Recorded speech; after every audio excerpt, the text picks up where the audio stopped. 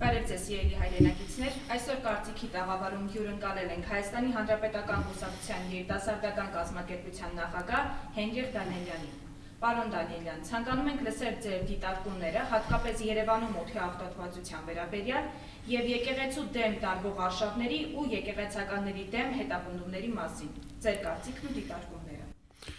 Շնորհակալություն հրավերի համար, բարև ձեզ։ Սիրելի հայրենակիցներ, այսօր խոսելու ենք մի քանի կարևոր խնդիրների մասին, որոնց մեջ հատուկ առանձնացրել ենք օդի աղտոտվածության հարցը։ Երևանում օդի աղտոտվածության ինդեքսը օրերի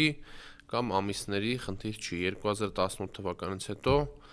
մենք տեսել ենք այդ կանաչապատ տարածքների ոչնչացումը Երևանում եւ մասնավորապես Տիգրան Ավինյանի կառավարման ժամանակահատվածում Երևանը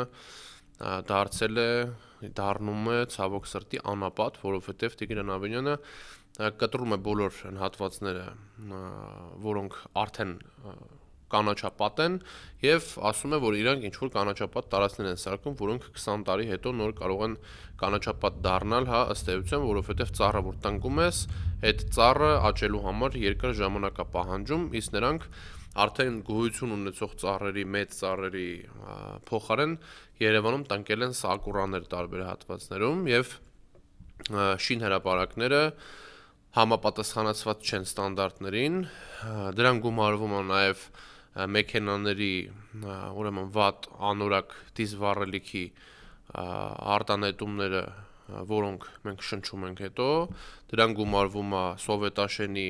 աղբանոցը, որը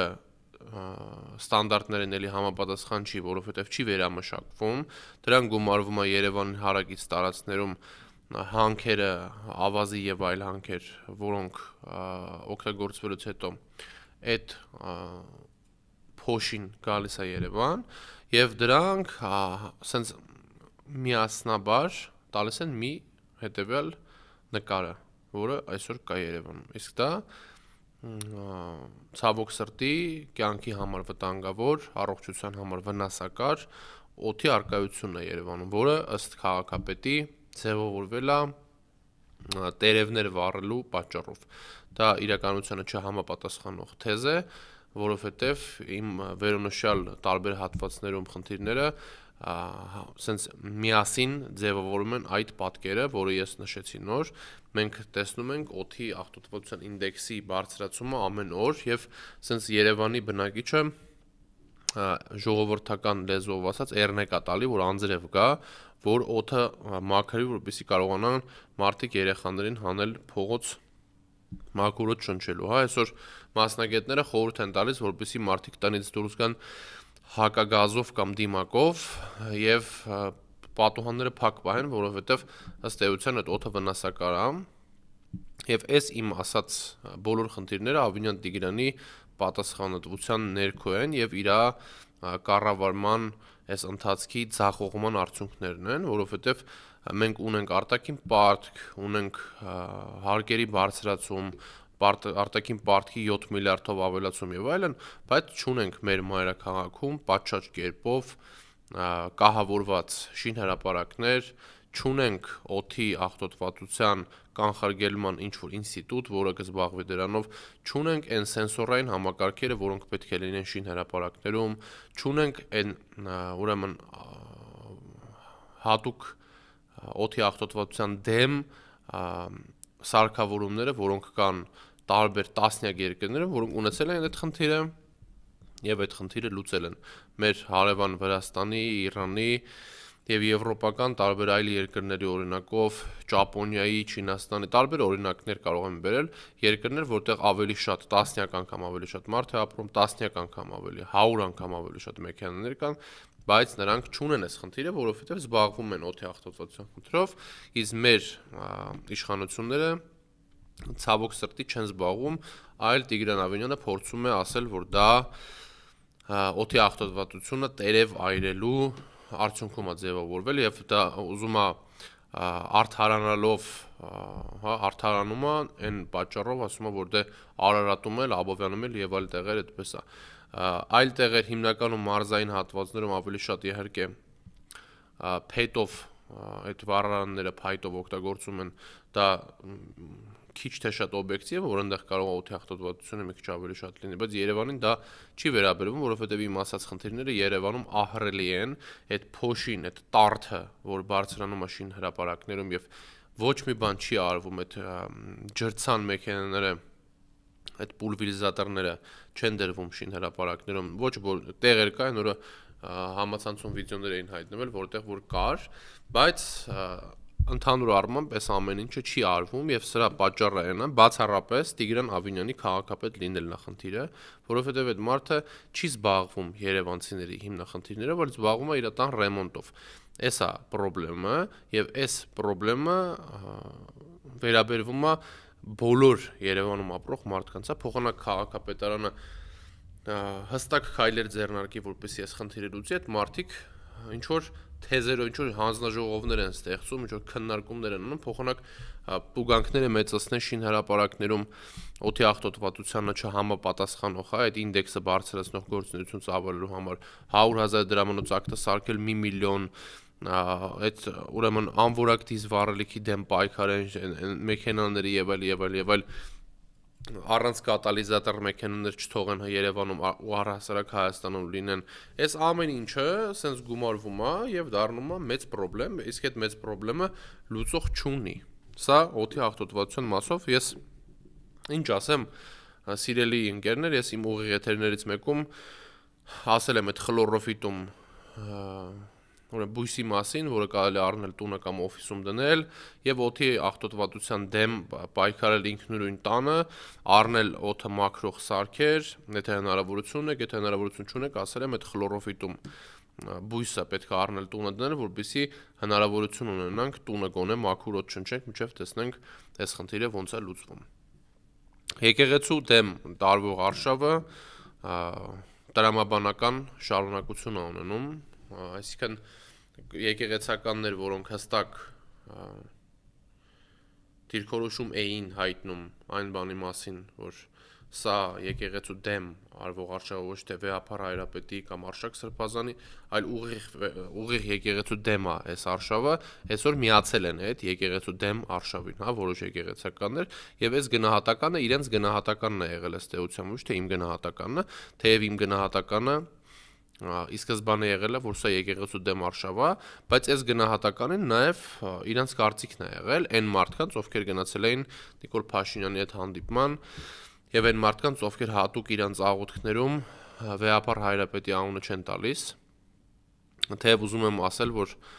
ուրեմն Ամերիկայի թեմում այսօր աղոթքի ժամանակ հատուկ վեհապար Հայրապետի անունը տվել են աղոթքի ժամանակ եւ ըստ կանոնակարգի աղոթք են իրականացնել, որը այս արշավի դեմ է ըստ էության, եւ ես վստահաբար ասում եմ, որ իրենց արշավը որևէ հանգուցալուծում իրենց ընկալման մեջ դրական չի ունենալու, այսինքն նրանք չեն կարողանալու քանդեն, կազմաքանդեն եկեղեցին, որովհետեւ այս ամեն ինչը ոչ թե Արշակ Սրբազանի կամ վեհապար Հայրապետի դեմ է, այլ ըստ էության հայ առաքելական եկեղեցին ապամոնտաժելու գործընթաց է եւ այս ապամոնտաժելու գործընթացը իրականացվում է փուլային կարգով, հա, եւ իսկ հարց չի առաջանում ձեզ մոտ սիրելի ընկերներ, թե ոնց ստացվեց, որ հոգեվորականներ, որոնք 10 օր առաջ ընդամենը այլ կարծիքի էին կամ մի ամիս առաջ, այսօր արդեն այլ կարծիքի են եւ այլ կարծիք են արտահայտում եւ վեհապար Հայրապետի դեմ են դուրս եկել։ Հարցը առաջանում չէ, այդ ինչպես դեն ստացվեց։ Եվ ակնհայտ է, որ չի կարող գաղափարական մարդը 10 օրում շեշտակի իր կարծիքը փոխել եւ առհասարակ այս կարծիքը այսօրվա 10 օր առաջվա կարծիքի հետ որևէ աղերս չունենա։ Այսինքն այն ժամանակ իրանք ասում են, որ Փաշինյանը եկեղեցու դեմ է, հիմա նրանք ասում են, որ վեհապար Հայրապետը ինքն է եկեղեցու դեմ, հա, ըստ էության, եւ սա բացահայտման գործընթաց է նաեւ շատ ասենց ինքնամաքրման գործընթաց է, եկեղեցին եւս ինքնամաքրման գործընթաց է իրականացնում ավտոմատ կերպով, ոնց որ մենք տեսել ենք տարբեր ոլորտներում, եւ ես վստահ եմ, որ վեհապար Հայրապետը ամուր եւ աննահանջ պայքարի խրամատում է լինելու եւ մնալու է ամուր եւ աննահանջ եւ չի սակարկելու որևէ բան, հա, մեր պայքարը սակարկման ենթակա չի, որովհետեւ հայ առաքելական Սուրբ եկեղեցին եղել է, կա եւ լինելու է Հայաստանի Հանրապետություն եւ հայ ազգի ինքնության հենասյունը եւ ինքնության պահապանը, ինքնության փոխանցողը, ինքնության գաղափարախոսության փոխանցողը սերնդեսերունդ եւ մնալու է։ Ես ուզում եմ հիշեցնել ձեզ, որ եւ Խորհրդային Միության ժամանակ եւ Օսմանյան կայսրության ժամանակ եւ այլ ժամանակահատվածներում հայ առաքելական եկեղեցին 1700 տարվա ընթացքում տարբեր տասնյակ եւ հարյուրավոր հարձակումների է ենթարկվել, ավելի բարդ իրավիճակներ է եղել եկեղեցու համար, քան այսօրվա իրավիճակն է եւ մեր եկեղեցին ամուր կանգուն է մնացել եւ այսօր եւս կանգուն է մնալու եւ Վեհափառ Հայրապետի եւ Արշակ Սրբազանի նկատմամբ այս խոսակցությունները, այս ուրեմն վայրահաչոցը, այս հարձակումները բոլոր դեպքերում ավելի են ուժեղացնելու եկեղեցուն եւ մենք տեսնում ենք հանրության շրջանակներում այդ անկալումը ձևավորվել է եւ եկեղեցիները մարդիկ ավելի շատ են սկսել գնալ, որովհետեւ նրանք սատարում են եկեղեցուն եւ ըստ էության հասկանում են, որ այս եկեղեցին ապամոնտաժելու գործընթացը ոչ թե անձի, այլ համակարգի, հա, ինստիտուցիոնալ արժեքի դեմ պայքար է։ Եվ ինչու հենց Արշակ Սրբազանի վերաբերյալ ձևավորվեց այս հարձակումները, որովհետև Արշակ Սրբազանն էր, որ ասում էր, որ ցեղասպանությունը չի կարելի ուրանալ, Արշակ Սրբազանն էր, որ ասում էր, որ Արցախը հայկական է եւ Արցախի կորուստը չի կարելի ուրանալ եւ պահանջատերապետ լինել Արցախի խնդրի մասով էր խոսում, Արշակ Սրբազանը խոսացել եւ խոսում է ազգային ինքնության պահպանման խնդիրների մասին եւ այդ պահպանման ուղղված քայլեր է ձեռնարկում Վեհափառ Հայրապետի գլխավորությամբ եւ այս է ըստ էության պայքարի միտքը եւ ես նորից եմ ասում վստահ եմ որ այս խնդիրը լուծվելու է իօքուտ հայ առաքելական Սուրբ եկեղեցու ամրացմանը, որովհետև սա փուլ է, որը պետք է եկեղեցին անցնի մեր հետ միասին, մենք պետք է որպես եկեղեցու հետևորդներ միասնական սատար կանգնենք մեր եկեղեցուն եւ պաշտպանենք մեր քրիստոնեական արժեքները։ Այս ենթատեքստում նաեւ ուզում եմ հիշեցնել, որ այսօր բանտերում կան 3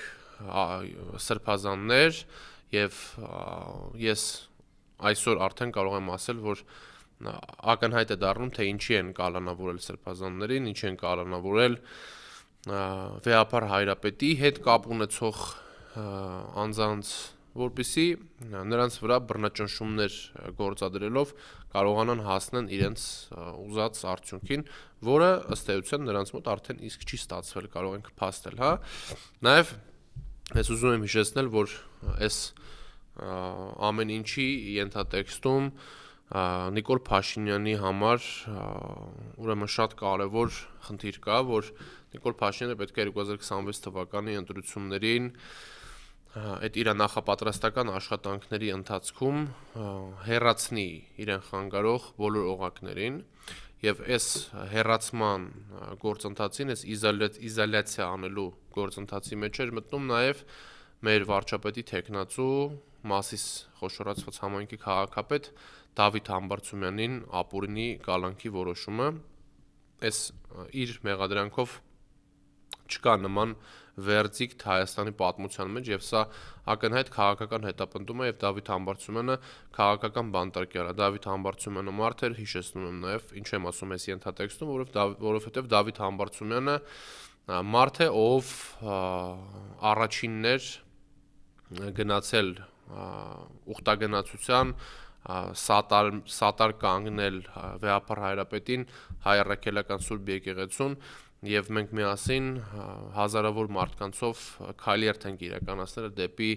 Մայրաթոր Սուրբ Էջմիածին իաջակցություն, Մայրաթորի իաջակցություն Վեհափառ Հայրապետի եւ ըստ էության փորձելով կասեցնել, վիժեցնել ընթացքը իմպիչմենտի գործընթացի, որը այսօր եւս մնում է միակ լեգիտիմ եւ ուրեմն շոշափելի օրակարգ հանդիմության շրջանակներում, որը որ առաջարկել ենք մենք հանրապետական կուսակցությունը, այսօր այդ գործընթացը փորձել են կասեցնել Դավիթ Համբարձումյանին կալանավորելով, ապօրինի կալանավորելով։ Դավիթ Համբարձումյանը թեև գտնվում էր արտերկրում եւ կարող էր հանգիստ չվերադառնալ, նա վերադարձավ, որ պայքարի, նա վերադարձավ, որ իր երկրի, իր պետության, իր արժեքների, իր գաղափարների համար կռիվ տա։ Եվ թեկուս կալանավորված Դավիթ Համբարձումյանը այսօր եւս պայքարում է իր եւ հայ ազգի ազատության համար։ Եվ այս քաղբանդարկյալների թեմային նաև շատ տասնյակ են քաղբանդարկյալները, 40-ից ավել են սրբազանները, Սամվելը Կարապետյան, մեծանուն բարերար, ով եւս խոսքի համար կալանավորվել է, բայց նաև ես ուզում եմ հատուկ նշել իմ ընկեր Նարեկ Սամսոնյանի եւ Վազգեն Սաղաթելյանի գործը, որը քաղաքական ռեպրեսիաների ամենապիկին էր հասել, որովհետև նրանց փաստացի Նարեկ Սամսոնյանին եւ Վազգեն Սաղաթելյանին ոչ միայն խոսքի համար են կալանավորել, այլ նաեւ նրանք փորձել են ոչնչացնել անձի ֆեյքը, այսինքն մամուլի վրա կոնկրետ դա ռեպրեսիոն գործողություններ են եւ այդ ռեպրեսիաները հասել էին նրան, որ նրանցից արգարավել են ամեն ինչ, անգամ ուրեմն միկրոֆոնները, տեսախցիկները, ամեն ինչ արգարավել էին, որպեսզի զրկեն նրանց հնարավորությունից հերարցակում իրականացնելու իմնեմնիմի եւ անտիֆեյքի գործունեությունը կասեցնելու, թեև աջակիցների շնորհիվ Նարեկի եւ Ազգենի աջակիցների շնորհիվ դա չստացվեց անել, բայց սա եւս ուզում եմ նշել, որ Նարեկը եւ Վազգենը քաղաքական բանտարկյալներ են, ովքեր արդեն երկրորդ անգամ են այս հետապնդումների, այս քաղաքական ռեպրեսիաների զոհը դառնում եւ օրվա ռեժիմը իրականացնում է այն գործընթացը, որը չի կարող համարվել ազատ խոսքի իրավունքի հետ կապ ունեցող, որը չի կարող համարվել դեմոկրատիա, որը ժողովրդավարության հետ որևէ կապ չունի։ Եվ Նարեկն ու Վազգենը այսօր եւս այս Նիկոլ Փաշինյանի ճակերտավոր ժողովրդավարության զոհն են եւ քաղաքական բանտարկյալներ են, ովքեր կալանավորվել են իրենց խոսքի համար։ Հայաստանում պետքա վերացվի սևերի եւ սպիտակների հասարակությունը, Հայաստանում պետք է վերականգնվի խոսքի ազատությունը եւ որևէ մարդ չպետք է լինի բանտում իր խոսքի կամ իր կարծիքի համար, սիրելի ընկերներ։ Մենք կհանդիպենք հաջորդ շաբաթ, այսքանն էր այսօրվա իմ դիտարկումները։